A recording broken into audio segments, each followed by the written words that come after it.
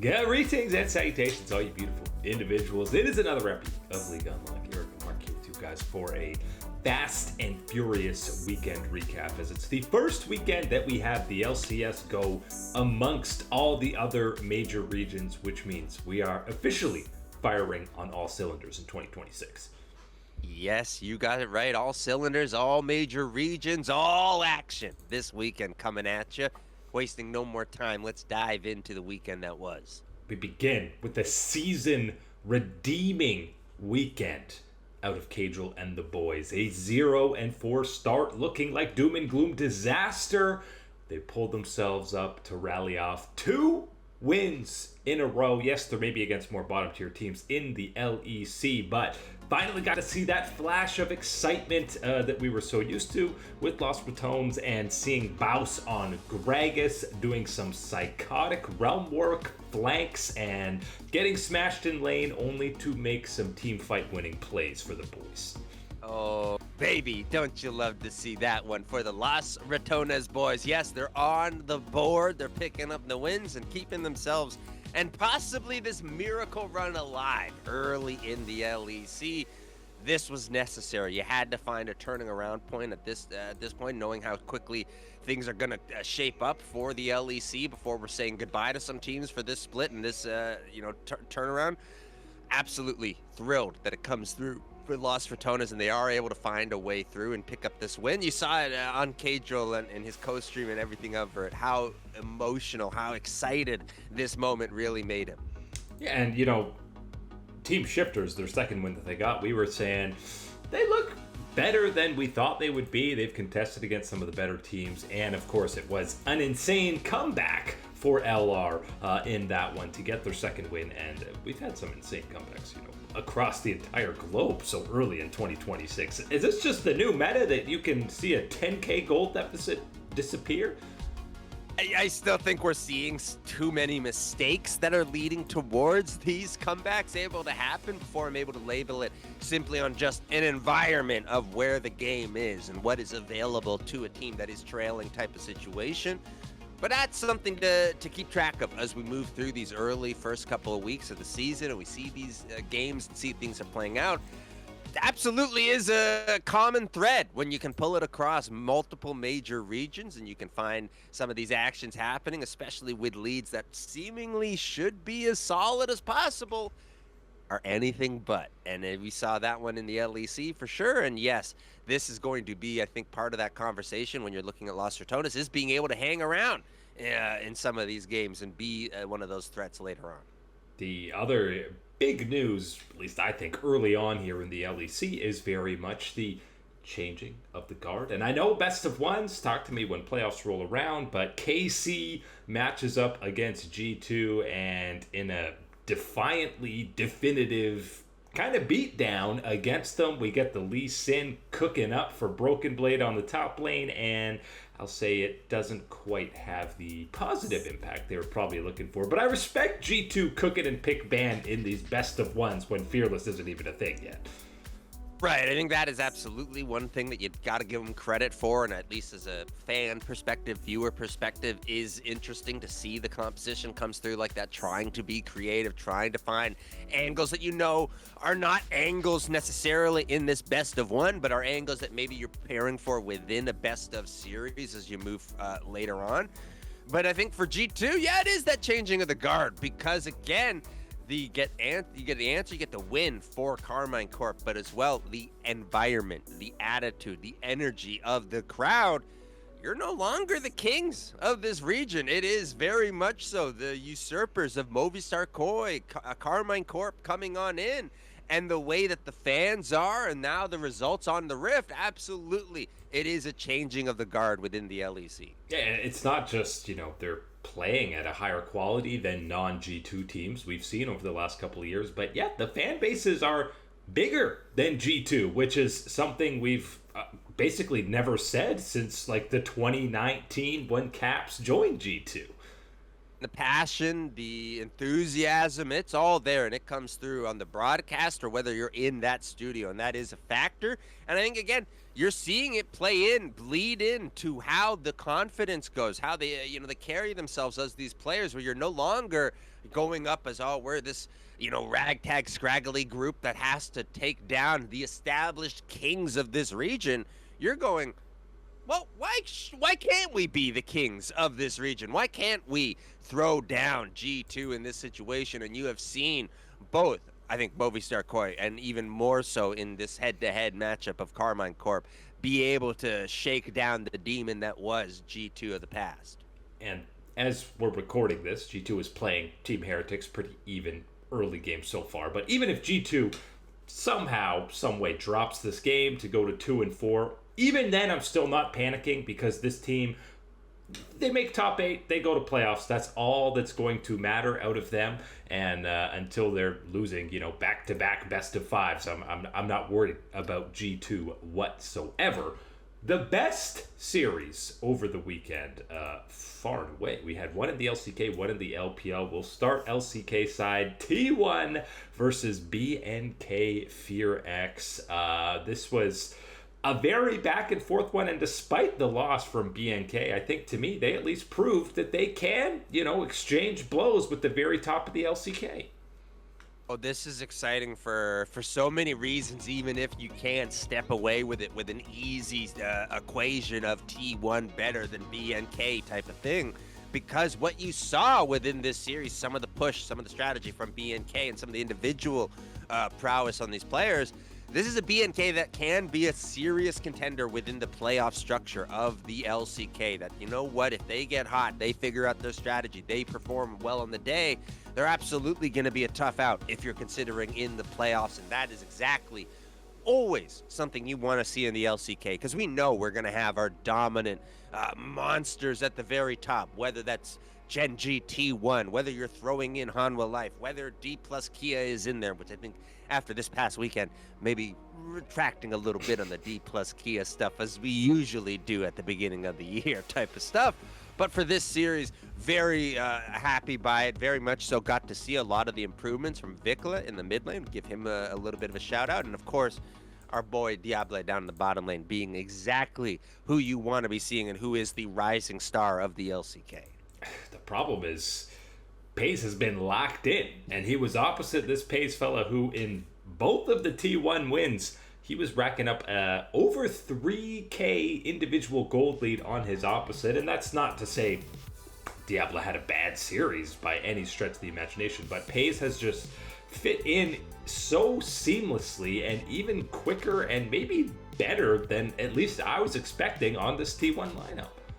I think for better than anybody's wildest dreams at this point. And you were, again, more than justified to have some pretty good, pretty lofty dreams for what was going to be possible with Pace stepping into this lineup, of course, with his history with Gen G, knowing that he was not a weak point with everything that went wrong with JDG last year. And then you add in the, connection that he had with Kyria, you could have seen this coming on through, but I don't think anywhere near as flawlessly as it has been so far, and how seamless it has been to integrate his strengths, his power as an ADC into the strengths of what is this T1 dynasty. And, there's multiple guys you can talk about highlighting on T1, but, the team fighting was pretty clean across the board. It wasn't the cleanest team fighting of the week, though, because the most recent LPL banger of a series, which was even, I think, better than this T1 matchup, was the second matchup in a week between BLG and JDG, and there was incredible team fighting specifically from JDG across this board. But how about back-to-back teams throwing 7K plus gold leads within a single series? Oh man, when you see a movie for the first time and that there's got to be a sequel, trilogy, whatever's coming on, but this is it, this is the special sauce, this is magic, it's going to be a one hell of a ride as you go through it. That's watching JDG and BLG early. It feels like getting in early on the first Harry Potter movie, first Star Wars movie, whatever it is. It's going to be a sequel, a trilogy that everyone's going to be wanting to check in on, because you know what? the later matches that we will get, the rematches between these two, absolutely are going to have those stakes. And to see it so early here and to get a good win for JDG and the squad there, absolutely a great shakeup in the LPL and very entertaining. And there's no better example of LPL gameplay than having JDG convincingly lose 0-2 to Weibo, only to follow that up with this series against BLG, where you have peak team fighting only seen out of AL last year within the LPL. Honkyu going toe-to-toe with Knight, who, as we've said so many times, is at an insane level right now. And it's another series where Gala and Vampire kind of style on and Viper in that bot side. I think that is the scariest thing if you're the rest of the LPL, because you can envision that if this JDG team is able to find this form, this function in a lot of their matches, you're in for some trouble. You're in for some hurt, because yes, not only is it Honkyu and Janjia finding their footing and finding some success in the LPL, not only is it Tabe and his strategies and coaching powers coming through, but it's also, again, Gala and Vampire being that difference in the bottom lane, being one of these leading charges of the LPL. Yes, this is a JDG that can and will stay at the top of the table within this region. Only team that's been able to take down BLG so far, and it might even stay that way throughout all of Split 1 with the form that BLG has shown against other squads. What was maybe the best matchup on paper heading into the weekend was this D+ versus Gen G showdown, some undefeated action, and a tale as old as time. Well, actually, traditionally, D+ would go up, win game 1, be in control of game 2 before losing the series, but we flipped the script this time, and it was just Gen G kind of absolutely pumping them twice. Keen looked angry on the day and continues his absolutely absurd start to the year, where you are hands down calling him the best top laner in the LCK, maybe the world right now. Which is a pretty wild thing, again, someone that has always been a very talented player, very well respected, and especially since his time on Gen G, towards that conversation. But I think you're right, flat out right now, the results, the numbers, the eye test, it's all shockingly in favor of Keen and what he has been showing so far for Gen G. I think he has been the best top laner in the world so far, and absolutely a rough lesson for DK on the other side of this one, and certainly one that you are now very much so. I think if you are a new fan to anything with D+ Kia, you are panicking, but if you're an old one, you're in very familiar territory at this point, where you are waiting. What is the rebound? Are you going to hear that shoe drop, or are you tying up your laces again type of situation? That's what I need to see from this D+ Kia team, because yes, I think that there are very valid positives that we have seen from them before this matchup, and reasons that you were hyped up for this one, only to be whack-a-mole down back into the ground by what is, again, Keen and the rest of the Gen G beat-em-up squad. And you know what, if I'm other LCK teams, coaching staffs, whatever, I think over the last couple seasons, you probably have that Gen G matchup on your schedule, and I hope squads are like, okay, we got pumped that one. That's the Gen G one, guys. We write that off. Maybe we learned a few things, but don't let that affect you or take away from your confidence too much. It's one of those ones where you got to have the right perspective, the right conversations about understanding that, yes, you can throw everything you can and want and should have into a current series against Gen G. But that result, that, whatever it's going to be at the end of it type of thing, good or bad, doesn't mean that you can't beat them the next time around, or that you can't be better or can't find them in a certain situation later in a playoffs one. But that is a very difficult conversation to be having on the heels of some of the beatdowns that this Gen G team is going to lay out on the rest of the LCK.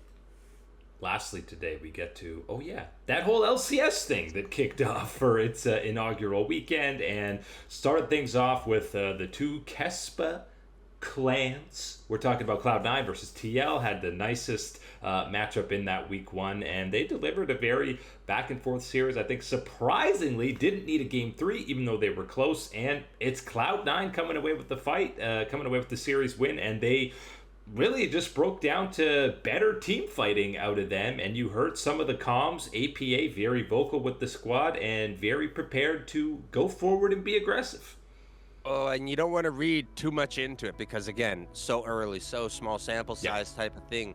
But it's absolutely one of the ones that makes you believe that, yes, you are seeing the product of a lot of work, a lot of practice between the Kespa Cup time and now for this Cloud9 group and how they're able to work.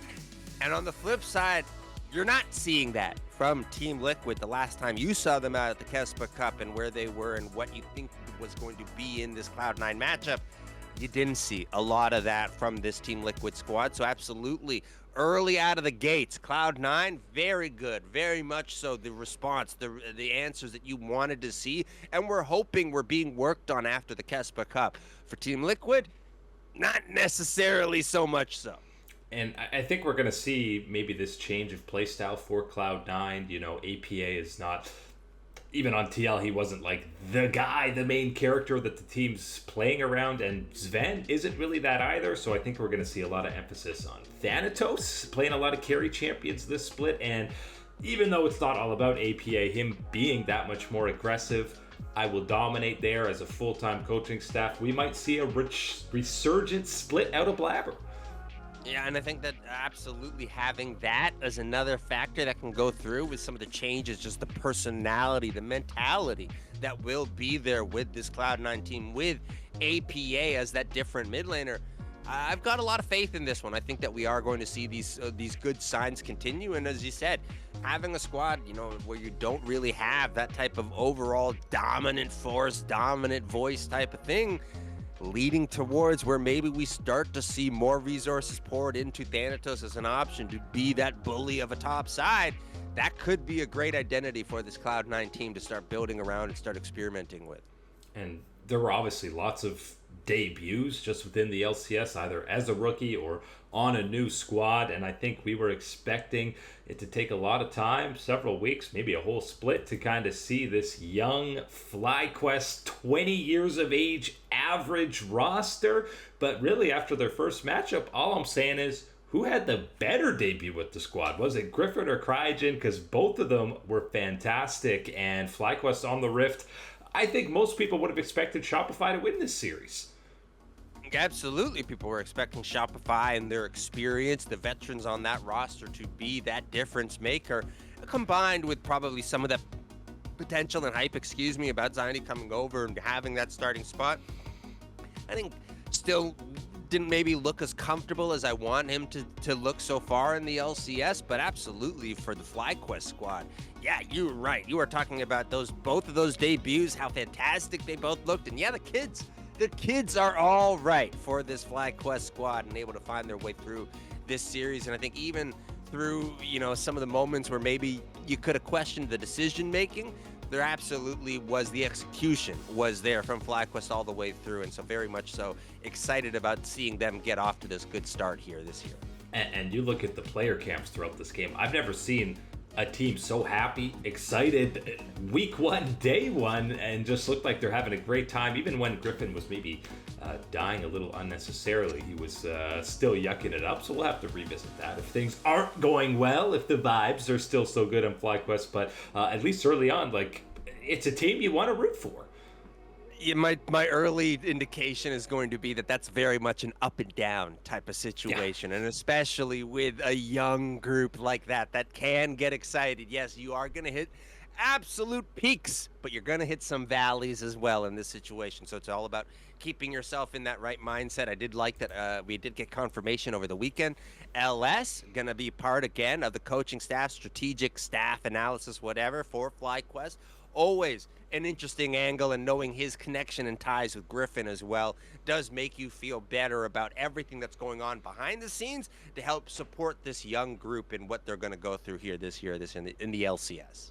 And you know, we already have these draws with the Swiss stage format for the next matchups, and the biggest disaster on the Rift was, of course, Lyon making their debut against Dignitas, who had to have an emergency bot lane, visa issues for FBI and Ignar not coming in, and you gotta feel bad for a guy like Mobility, who emergency gets called up and you have to go against Berserker. Ouch. Yeah, that's not exactly the warmest of welcomes, and absolutely a Berserker that's looking to make a statement coming back to the LCS. Very very much so after what happened last year.